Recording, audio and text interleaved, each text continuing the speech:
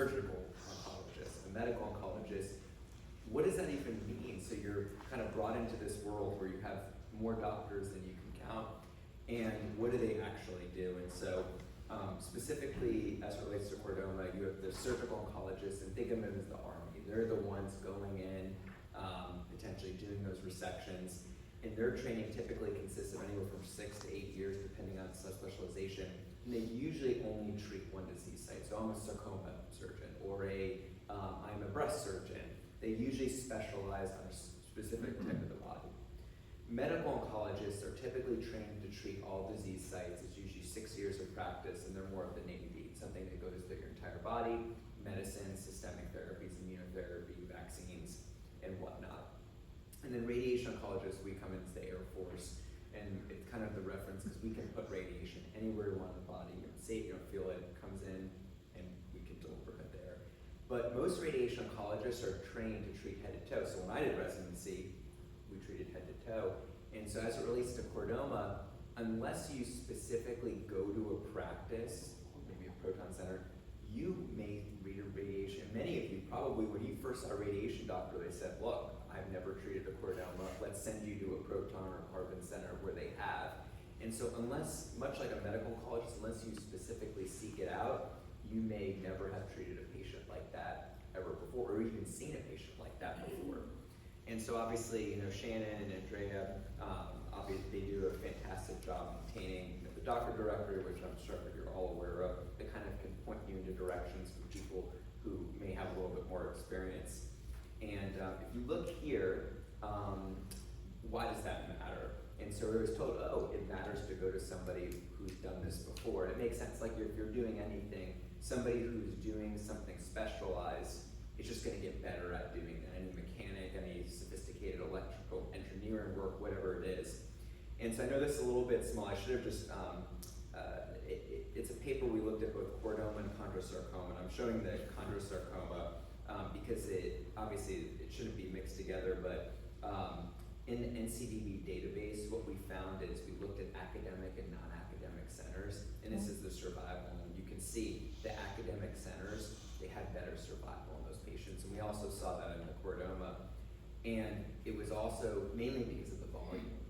So actually, when you look in the NCDB database, there's like 5 centers where they're doing the majority of the volume. And then a lot of centers that do a lot less. And so if it's a chordoma patient, you know this intrinsically, but really kind of going back to a specialization, it's kind of seeking out, this kind of provides some evidence that going to people that have done that before really does help with outcome. So radiation has been an effective tool for cancer treatment for over 100 years. Majority of patients who have cancer will receive radiation at some point in their therapy. And radiation oncologist is the profession within medicine who specializes in the delivery of radiation. And so I know it's just after lunch, so I won't go too much into the depths of the biology, but the basics of radiation, all we're doing is damaging DNA. That's the basics. Proton, carbon, photon, it's all the same. This is how it works. It goes in, and the way we control it or reduce side effects is we have tools to change and shape how we get it there. But at the most basic level, it damages DNA. And does anybody remember what DNA is responsible for? It's the blueprint of the body. So that's how, when you, essentially, the you sitting right here is different than the you a month ago. Your skin cells constantly turning over, your GI tract. And so radiation puts a cog in the wheel of that. And right, so if you want to stop a cancer from growing, you interrupt the mechanisms for it to be able to divide. And so that's how it works. So this is this cool graphic that I found. Essentially, you cause errors in that DNA, then when the cell goes to divide, that's it. It can't do it, and that's how cancers grow, is they divide, and we stop it with radiation at the most basic level. And so, what does that mean? And so I do this based on your scans, because I know whenever you get a scan, you're always told, oh, there may be something there, but it's stable, or it's not growing. Well, why didn't the tumor go away? Didn't I just get radiation? Shouldn't it be gone completely? And it's almost like an equal and opposite reaction. Cancers that grow quick and divide very quickly. They're doing that splitting process all the time. So this is a nasopharyngeal cancer, which is also the skull base. And so on the left, I should have flipped these around, but this is after radiation. Particularly, you see this white area that's kind of abutting into the brain. Pretty large tumor, completely responded. That tumor also grew really quick and was dividing very quickly. Now let's take something like a meningioma. So this is an example. This would be kind of a cavernous sinus meningioma. It's this little kind of gray area that I'm trying to circle right here. Before and after, it's still kind of a gray area. It's a really slow growing tumor, similar to chordoma. It takes many, many years to grow. It can grow this particular type of tumor can grow 1 to 2 millimeters per year. We don't see much response because it's not dividing all the time. In tumors that tend to grow slower, we tend not to see as much a response. That's why if you get a scan, there's a little bit of area of T2 signal change. That's how your radiologist, that's stable. It's because it's senescent, meaning that the radiation has worked to help interfere with those mechanisms of division, can't divide as efficiently. So although we do see it, it's just kind of inactive, like a rock is what I would describe it as.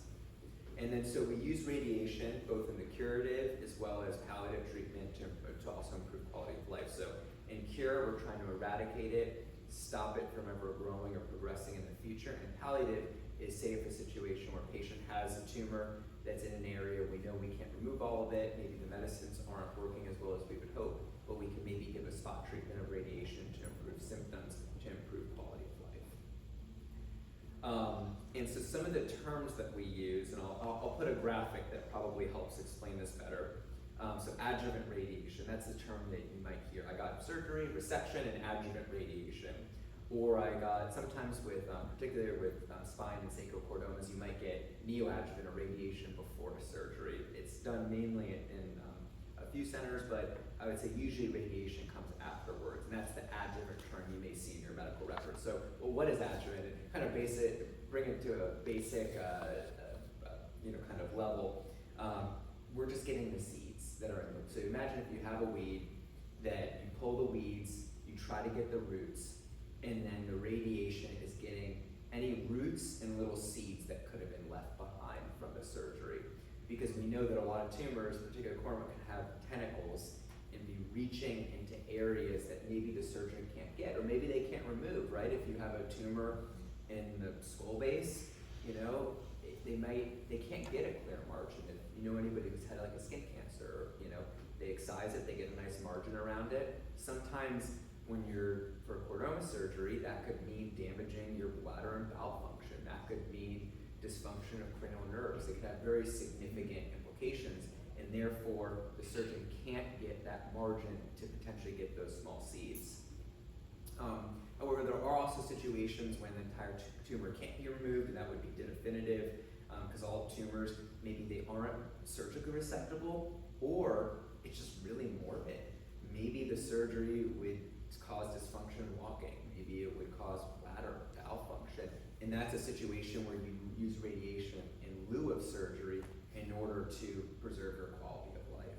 And so in the head and neck area, oftentimes people voice box. So they go to a surgeon and say, we're gonna have to take your voice box out. And say, oh, we can treat you with 30 treatments of radiation, get exactly the same cure rate. For sacrochordoma, for example, they may say, you might have bladder and bowel incontinence. We can treat you with radiation, and you can avoid having some of those major issues. So that's a way, and these are kind of two illustrations. So this is a craniocervical junction chordoma, and you can see how intertwined it is. Now, that's a situation, obviously, we want to debulk for geometric optimization. There are other reasons to do surgery, even if you can't get it all. But a classic one would be the sacrochordoma, where the decision is maybe we do a surgery or we do radiation instead of a surgery. And that's obviously active clinical trial investigations. There's a few trials actually looking at that right now, specifically for sacrochordomas, one of which is open at Mayo, is the PROSPER study, which I know some of you may be familiar with. So the evolution of radiation, and I would say it's more in parallel. It's not like one, we went from cobalt, which is a radioactive source, essentially a sliding window, and it would deliver the radiation to linear accelerators to proton therapy. But does anybody know who this is? Yeah, of course, Coach K. And so I had to throw in some sort of basketball reference because I'm a really big Gator fan. So I had to throw some I know we have some FSU fans in other sports here, but at any rate, so Coach K, there is essentially he would look at himself in the mirror after the loss and he would yell at himself. And so he's kind of his own biggest critic. And as radiation oncologists, we are as well, and we're always trying to push the envelope in terms of how to improve the radiation techniques. And so we'll just talk very briefly about, well, what different types of radiation therapies exist and where are we going next. So you have to realize, well, kind of going back to the dosing, well, you hear, oh, I got 80 gray. Well, what does that even mean? So so a gray, and just kind of break it down, a CT scan, if you had a CT scan or a PET scan is about 25 centigrade, and 1 gray is 100 centigrade. And a head CT could be 2 centigrade. So a chordoma treatment is 70,000 to 80,000 centigrade. Now some people say, I've reached my radiation limit. It's based on the body part. So if you've had radiation 80 gray to the pelvis, you can get radiation anywhere else in your body, no problem. Where it gets tricky is if it's in the same exact area. That's where it gets multiplicative. But for the most part, you can see as compared to a CT scan, you've definitely got many, many thousands of CT scans to a specific area, to put it in context. Why we break radiation up, it's usually given over multiple fractions, anywhere from once daily to 5 days a week, usually from 30 to 45. It could be shorter if you get a different technique, sometimes SBRT, or a saber or radiosurgery. It's a little bit more compressed, but in general, the reason why we do it is by breaking it up, it allows your normal body to heal itself. So tumors, including chordoma, they don't have the machinery and kind of the caregivers looking out after them that normal cells do. Your normal cells have all the machinery, it can repair itself, tumors can't, and that's why radiation takes advantage of that fact. And so where did radiation come from? So believe it or not, I am old enough to have done radiation like this. And so, I mean, there would be situations, either a patient couldn't get a scan. I had some mentors in training where radiation, it used to be you draw a marker, you line up the radiation field, you turn the machine on, and that's how precise we gave it. Or, we gave a lateral x-ray. Now, if you received, photon therapy, I know we have some long-term survivors 20 or 30 years ago, they used x-ray radiographs to plan the radiation. So it was based on 2D anatomy or clinical setup. And so you imagine the ability to get high-dose radiation therapy is much harder, right? So if I'm just using a clinical setup based on skin or a 2D image, how am I going to shape the radiation to get really high doses, which we know people with chordoma need?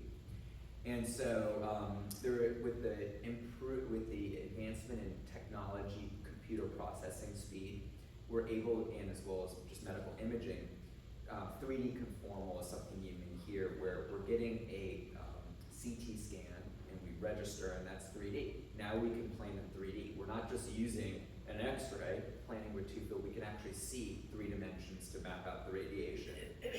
And so that obviously improves precision, decreases tissue damage. That's the first thing that we did to improve side effects. And so look at it like this.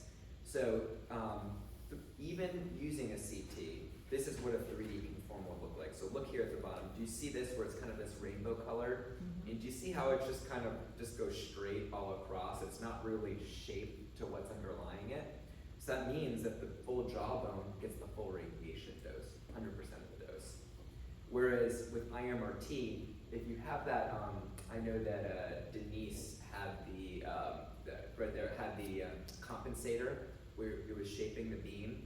With IMRT, do you see this? Imagine that compensator she had. You're shaping the beam 360 degrees with IMRT. So now we can kind of target and shape it around the normal structures, therefore allowing us to increase the dose.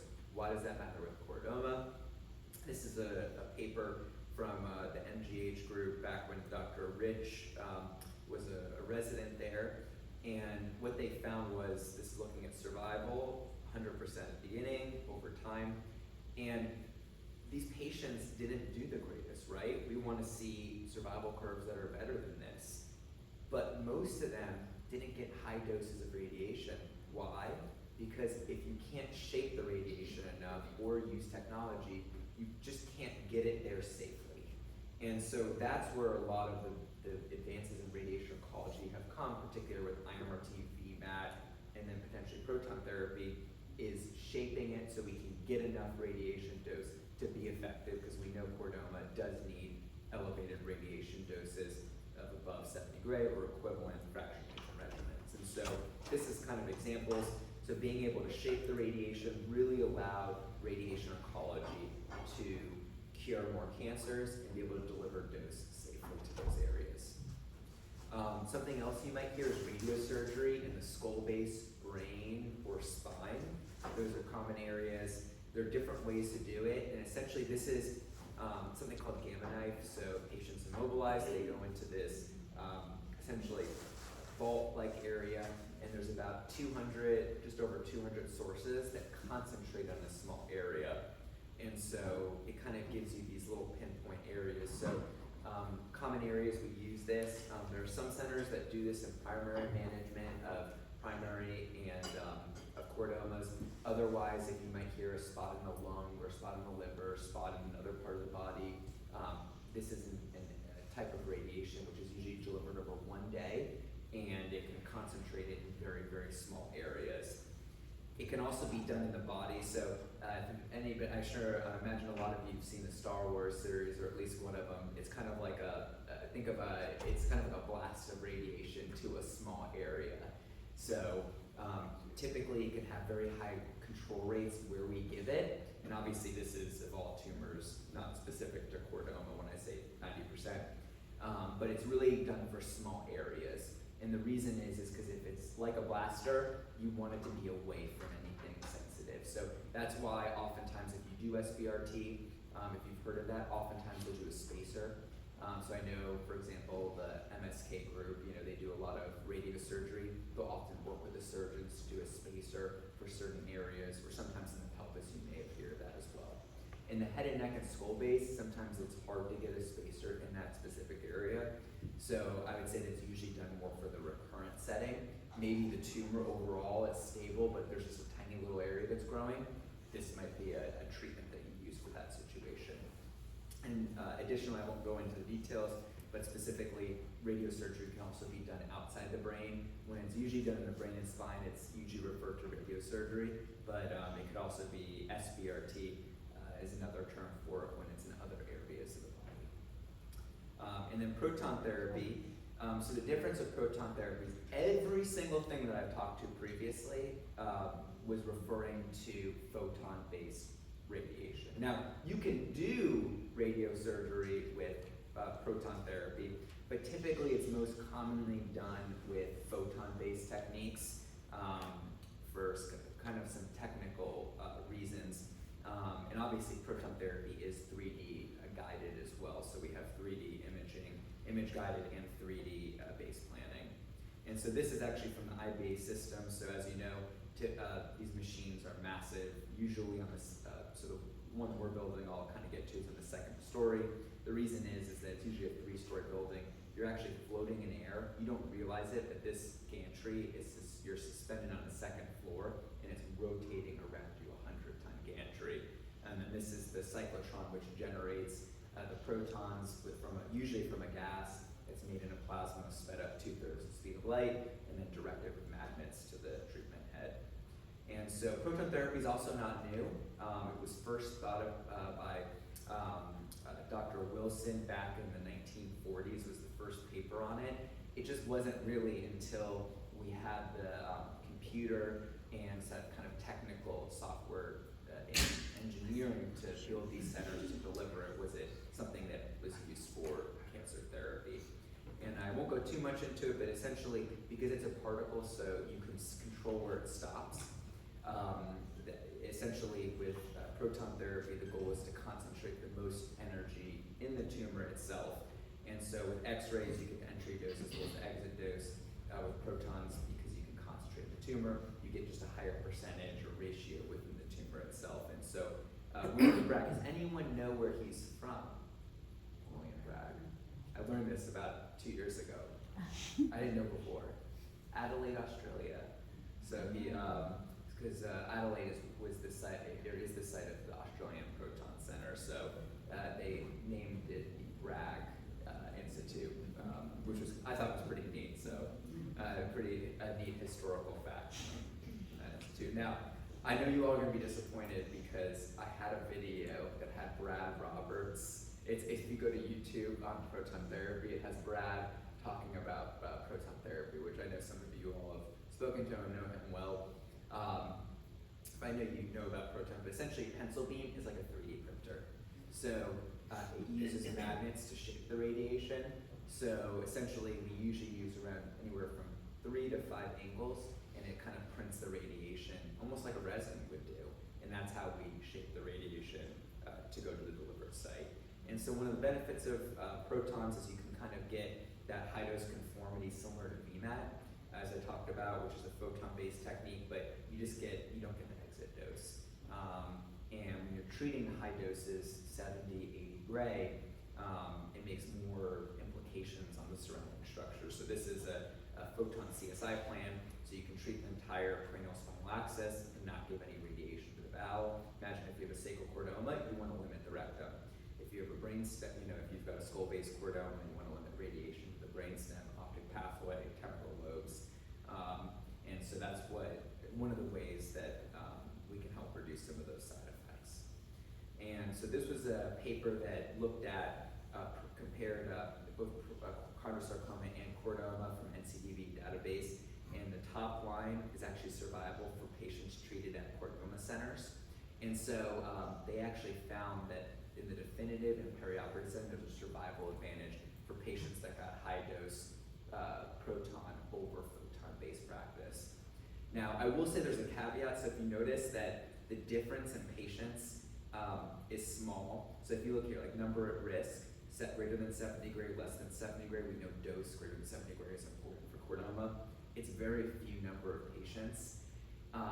So there were smaller number of patients in the proton center. They're probably concentrated in a few centers.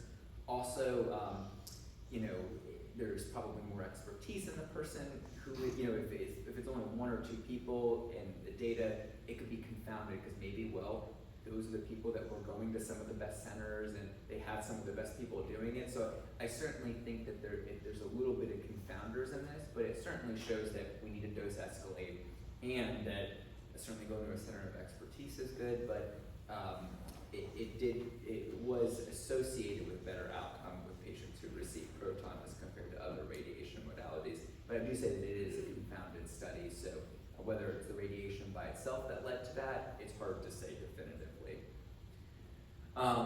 Where do you go to get proton? So, it's available in multiple continents. There's about over 120 proton centers worldwide, and so this is a graph that shows kind of the exponential rise in proton centers from the early 2000s up to 2025 present time. So you can see the number of proton centers as well as the number of carbon centers, which is about 15, but much slower uptake in carbon worldwide. So this is what it looks like in 2006. So I put 2006 when the UF Proton Center opened, which I formerly worked at. And so you can see right before we're kind of at just the hill of the curve or peak, and this is what it looks like in the US. So it's something that's pretty available. And then Jacksonville I guess it'll be the 3rd Proton Center with Mayo Clinic opening. So certainly the Jacksonville residents, we do have availability, easy access and availability in our city. Now, getting into the next kind of radiation modality, I have a lot of questions about carbon radiation. Well, let's look at a typical case. So this is a 55-year-old woman who presented with some pain and some issues with urinary retention, not being able to go to the bathroom, diagnosed with unresectable sacrococcygeal chordoma. So she ended up look at NCCN recommendations, and proton therapy is listed as an indication, given 70 gray. So that's the treatment that she received. This is a very common type of sequential plan where you get a larger radiation to a larger dose that then comes down to 75, 60. Unfortunately, she did develop some progression after 2 years. So obviously this is an outlier in that, it is an earlier case of progression. It's something, but it's something that can happen, which we know. And so the question is, well, could we have tried something different? And so looking at those NCCN guidelines and recommendations, carbon therapy and other heavy ions are also listed there. It's not something as a US patient we have available access to at this time. And so why could heavy ion therapy be different? A lot of this is based on some of the physics and biology, because we don't really have the hard data yet to prove one way or the other. And so we know that particle therapy protons can reduce toxicity in a number of disease sites. And we already went over this kind of because of that Bragg peak, and this shows an example of a lung tumor. It's pretty obvious to see, you can spare a lot more areas from the radiation, making it easier to get, potentially to dose escalate, which is pretty clear, whereas you're seeing on the top with x-rays, you get past the radiation with protons that stop and more of it's being delivered in the tumor. So heavy ions, including carbon, have that same dosimetric property. So the fact that it's a particle, we can also stop it. So we get that benefit with carbon. And again, this is an example, treating a brain tumor with X-ray radiation therapy, proton and carbon, the dose distributions with protons and carbons looks very similar. So this is X-rays compared to proton and carbon, very similar. So what's the difference? The difference is that based on preclinical evidence, there's more DNA damage. And this circles back to that first slide that I showed. How does radiation work? It works by damaging DNA. We have preclinical data that shows that carbon could damage the DNA more efficiently than proton radiation. And so this shows a low LET, so protons is considered low LET. You don't even need to know what LET is, just know that that's like a low damage type of radiation. High LET, what do you notice with this? It's a straight line, exactly. So that's where the carbon's passing. With low LET, it tends to be more scattered damage, and so this is X-rays. Do you see along this line in this kind of cellular, essentially it's showing cell death along a culture.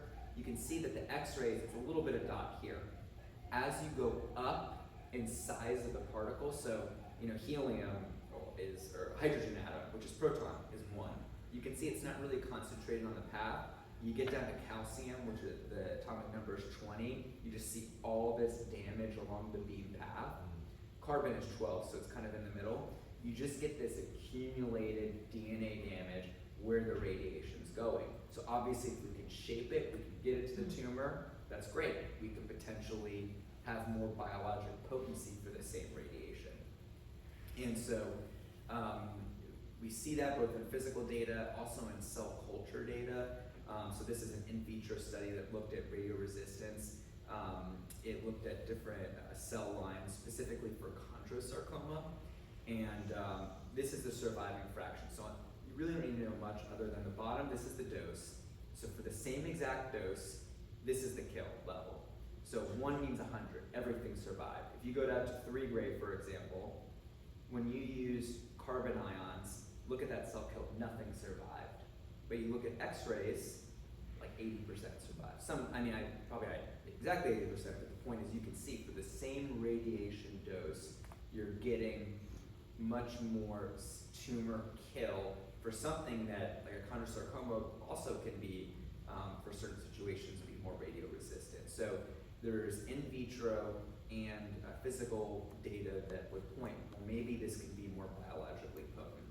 Here's the issue. There's no carbon centers in the Americas. So they're pretty much concentrated across Japan, China, in the East, as well as several in Europe.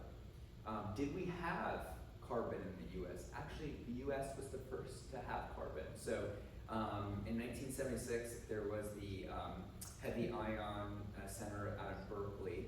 It treated from up until 1993 when it was shut down. It treated about 3,000 patients. It never really took the next step to bring this to get FDA approval and bring it to widespread clinical applications.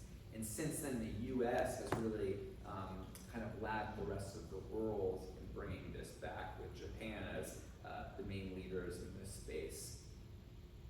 What is the need? So obviously with chordomas, it's something that we do anticipate that there would be a major need for it, but there are other tumors that are postulated that could benefit from this. If anybody's heard of pancreatic cancer, some of the GI tract cancers like cholangiocarcinoma, hepatocellular carcinoma, and some other sarcomas and head and neck cancers may also benefit from having a more potentially another more biologically potent radiation option. So then in 2019, Hitachi, which is the vendor, actually the Mayo and Arizona and Rochester proton centers are also built and maintained through Hitachi. The decision was to add protons, but also to potentially add carbon, which would be the first in the Americas. So that was back in 2019. This is the photo of everybody. And so Mayo across the enterprise, protons in Rochester since 2015, 2016 in Arizona, and then we're looking at 2027, 2028 for carbon here in the Florida campus. And so this is what the Florida campus is. So this is the spot where it's being built. So you can see there's a lot of parking here. So it took a lot of effort to get the staff on board because it did take a lot of parking. So believe it or not, that is a major issue. But so this is where the building is. It's built. We're moving in 3 months. So this was kind of an early photo. If you notice that there's this land just north of the campus, so Mayo also just purchased this land. So that's thought to be developed into expanding the medical campus. So this is currently what the campus looks like. It'll most likely double in size in terms of the amount of medical infrastructure in the area in the coming decades. So 2019 when it was announced, how much did the project get delayed? Well, we know that there's been delays because of everything. Inflation, COVID-19, you name it. Believe it or not, it's only about 9 months delayed off of the anticipated opening for proton and carbon. So this was the start of groundbreaking of the IOB. It's called the Dewan building now, so it does have a name. And so we're right here, as I mentioned, set to move. So our department will move into the Dewan family building in the next 2 months. We do plan to start treating with proton in 2027, and then 2028 will be carbon. Well, why not just carbon immediately? What's the holdup? So one of the things is carbon is not currently FDA approved in the United States, despite the fact that 80,000 patients worldwide. There's a plethora of clinical data on it. It still has to go through the FDA clearance process. So this is the group, Brad Hoppy, who I work closely with, and Chris Beltran, who leads. So Brad Hoppy is the director of our particle program, and then Chris Beltran is our lead physicist. So they've been working with the FDA. So Brad has been leading the clinical kind of work with the FDA, and then Chris has been leading the technical, because you imagine there's no treatment planning software system that's commercially available in the US. So Chris is kind of like that, brainiac genius that is figuring out how do we model it, how do we actually develop the software system to be able to deliver carbon therapy in addition to other ions. And so it's currently 3 stories. We'll be able to deliver photon, proton, and carbon. Essentially, we have every single type of radiation modality available, but also the research footprint for animal holding and cell processing as well. This is what the potential of the building, so it's future proof in the sense that currently it's 3 stories, but it does have the potential, depending on the expansion and the applicability of carbon, to expand up to 12 floors. One of the nice things that that about it. It's on the second floor. So as a cancer patient going through treatment, oftentimes radiation is in basements and on the ground floor. It's really nice because it'll be on the second floor. There's a lot of natural light. So just from a mental health healing perspective, it's just very kind of bright, positive treatment room, which we know that staff and patients and staff will also like being around. So this is a schematic. So this is where we had a chance to walk around yesterday. This is where the injector is, cyclotron. Both ions, it's a hybrid system, so both will pass through this. So there's two gantries that will rotate protons, so proton gantries, and then there's a third fixed carbon room, which will be at the end of the line. And so this is the schematic. So again, this is in reverse. This is the clinical operations side. So again, mixed ion cyclotron. This is the injector. Passes through magnets. Like I said, nearly the speed of light along here. Then it will get fed into each room. And in the last room, the fixed carbon ion room, that will have the ability for both proton and carbon. And also, just to kind of show you what it looks like. So this is the initial construction, and this is kind of taking shape. If you imagine the concrete that need to go in this building, it is amazing. It also has the capacity to add 2 more carbon gantries.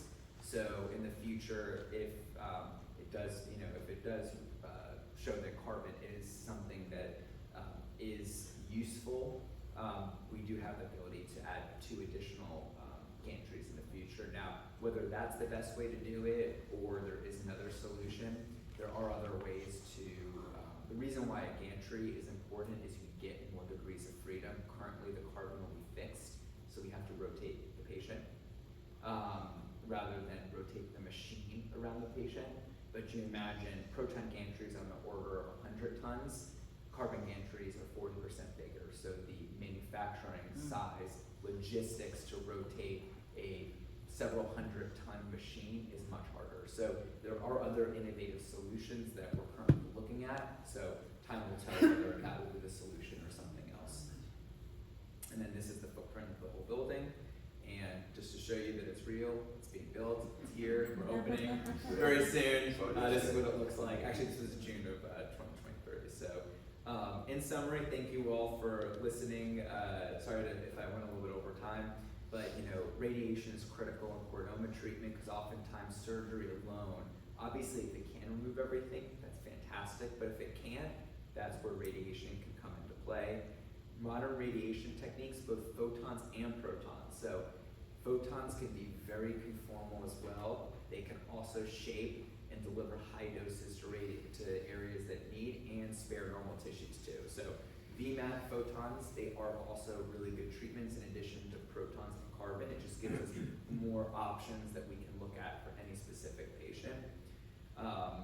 And that dose escalation is key for chordoma, and it's really because of newer technologies that we've been able to escalate for chordoma, which is what's had a huge impact on survival for patients with this disease.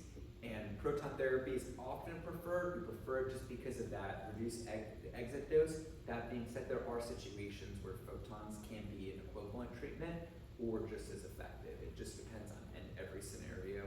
And then carbon is an emerging option because it may theoretically deliver a more potent biologic dose to hopefully improve local control for resistant tumors, but obviously more evidence and research in that area to define the magnitude of benefit. All right, well, thank you all. Appreciate your time.